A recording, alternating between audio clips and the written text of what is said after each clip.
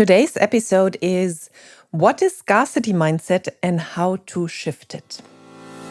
Hello and welcome to the Successful, Sensitive and Intuitive Entrepreneur podcast. My name is Lydia Sophia Wilmsen and I am an intuitive success mentor for sensitive entrepreneurs.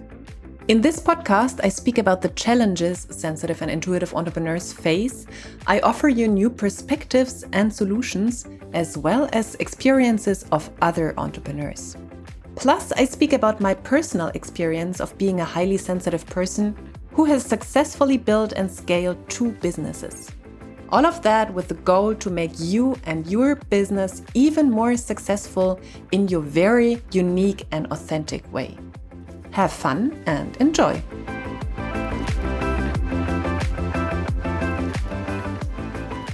Let me quickly explain what it is. It's super easy. Basically, scarcity is just a lens you choose to look at life in general. We have scarcity. We either look at life, specific areas in life with or through a lens of scarcity or through a lens of abundance or something in between. We can also obviously shift between the two. So it is less about scarcity doesn't mean that you don't have enough money, nor does abundance mean that you have huge amounts of money. Abundance or scarcity and abundance are basically a way of life and a choice you make how you look at life. And this is why people with, for example, so many different levels of income or levels of wealth they have can still feel utterly scarce, they can have huge scarcity issues. Like some of my clients who are in debt can feel scarcity and have this fear of scarcity, and it's never enough. And it's kind of their reality. And then I have clients and they have forever 10K in their bank account. And they just look and see scarcity everywhere. It's like this fear, oh my goodness, if I spend something, then it's gone. And then it's less and I don't have enough. And then I have clients who have millions in their bank accounts, and still they look at life from a lens of scarcity. And the same goes the other way around with abundance. There are people who have debt and they still live a freaking amazing life, enjoying life with the little things they have. You can go to many different countries where people just enjoy their life and are utterly happy. And they have no money, zero. They have basic needs, if all. And then you go to people who have, good money in the bank account. And they also live abundance and they are, living and enjoying their life. And then there are people who have millions or even billions in their bank accounts. And they also live a life of abundance. So abundance and scarcity is not really connected to the money you have in your bank account. And it is also not connected to money itself, because you can live, as I said, a very abundant life, seemingly when it comes to the amounts of money you have. I'm not speaking about the feeling, I'm speaking about the financial reality, the material, the physical reality, having a lot of money in the bank account, and you can still feel very not abundant in other areas of your life. Yeah, and for you to understand, wherever you are with your income right now, or in other areas of your life, see or check for yourself which perspective you're taking. What is your go-to perspective? Is the go-to perspective in every area of your life, wow, that's amazing. Amazing things happen to me. I'm so lucky. I'm so blessed. I have money. Money is coming to me. And whatever happens, I find a perspective that it has something good to bring to me. Or is your perspective, whatever happens, even if money is coming in, always, it's not enough.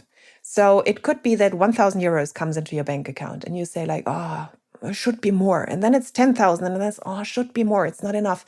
100,000 should be more.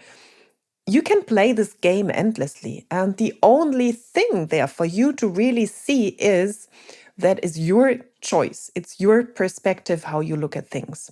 And funny enough, through a change of perspective, and not only that, obviously, if you want to change and make more money, for example, it's not enough to just look at everything from an abundant point of view and be in abundance, because you can feel utterly abundant, as I already said, and not have money.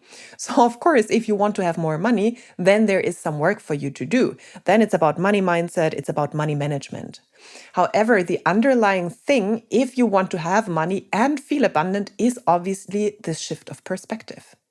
So both are necessary, the inner alignment and then the outer alignment in what you actually do. And today I want to speak more about the mindset, or about about your inner reality. And this you can shift. And the first step for you is to become aware of which is your go-to pattern. Is your go-to pattern to see the good things happening to you, or is your go-to pattern the not so good things happening to you and you basically having scarcity around you? And really go through every area of your life. Don't just check in the financial department. Check in the department of friends, of relationships, of family, of your body image. In every area, you can check, do you always see the typical, that the glass is half empty or that the glass is half full? Like, can you see perhaps things you're not fully happy about with your body and still say, yeah, I'm amazed by my body. I love my body. Or could your body almost be perfect and everyone tell you how amazing you look and you still find only things you don't like about yourself? And the same in relationships. It could all go well. And every time something tiny happens, you just see the bad in everything that happens. Or in friendships.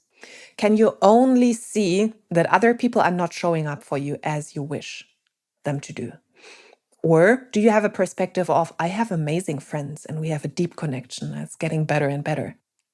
So the first step for you is the awareness. And actually, the first step is probably the understanding of that concept, that a scarcity and abundance is not per se tied to money. You can feel lots of scarcity and having a lot of money. So that shift needs to happen inside of you. It's a different pair of glasses you are wearing. And you can change that whether you have money or not. So you don't have to first make a lot of money to feel abundant. That will always keep you stuck. That doesn't work because it is something utterly different. Money and abundance don't go together. It's not that you make money and then you feel abundant. No, you feel abundant no matter what. And this comes through obviously working through all your childhood stuff, because there is a reason why you have this limiting focus on everything not working, or you're not good enough, or you're not worthy of good things happening to you. And this is the inner work you have to do. And for today, I really just want to invite you to start seeing that pattern whenever it shows up. Like, I won't give you the 1, 2, 3 method. I just want to make you more aware of that whenever it happens. And I know in the beginning, it can be so frustrating. I'm working on some things right now which don't have to do with abundance. They have to do with something else. And I find myself so often tapping into that old pattern again and again. And it's like, why? Why again? And this is the first step, that you become aware of it in the moment. And it is painful. It's hurtful. And it's very persistent, I have to tell you. However, the more you become aware of it in the moment, the easier it will get for you to then shift it in the moment a little bit more. It's not that it works from the first day on. You will need some time to implement a new lens or to implement a new perspective. And whenever you find yourself looking at things from the perspective or through the lens of that's not enough and it's never enough and I'm not good enough, and it's like whenever you see lack, I want you to become aware of that. And then slowly, step for step, shift that. And rather look like, first tell yourself, oh, I'm experiencing lack, or I'm choosing lack. Don't say I'm experiencing lack, because you're not experiencing lack. Sorry, that was my bad. And I leave it in here to show you the power of language. So I'm not cutting this out. So it is your choice. You are choosing to see lack in that moment. And that's the first step. You don't even have to shift this, just to see whenever it happens. Like when someone, what could it be? Anywhere in life, when you choose lack rather than abundance. For example, I talked to a friend of mine who is going to probably have to pay a lot of money, a middle six-figure sum or a six-figure sum for an operation on a family member, because the health system isn't covering that. That friend of mine has that money. And still it was like, oh my goodness, that money I wanted to use for investment now has to go to this very expensive operation, medical operation or medical intervention. And I said, yeah, you are looking at it from a place of lack. Like it's getting less. Like I have this money and I have to spend it on something I don't like. And I said, what if you chose abundance in that moment?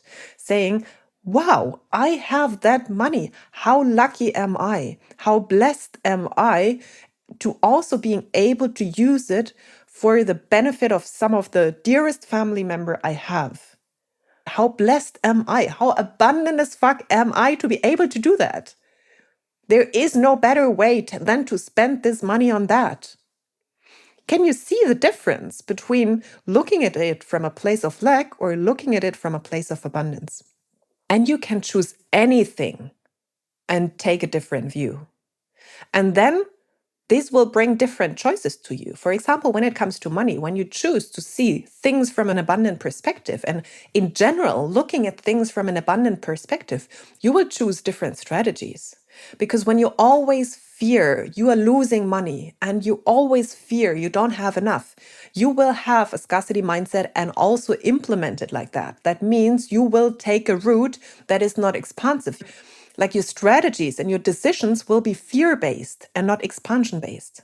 And when you think from an abundance perspective, like more is coming to me and I am going to take care of my money, like I am so amazed that money is coming to me and more money is coming to me. Like, what can I do to manage it properly to have like even more coming to me?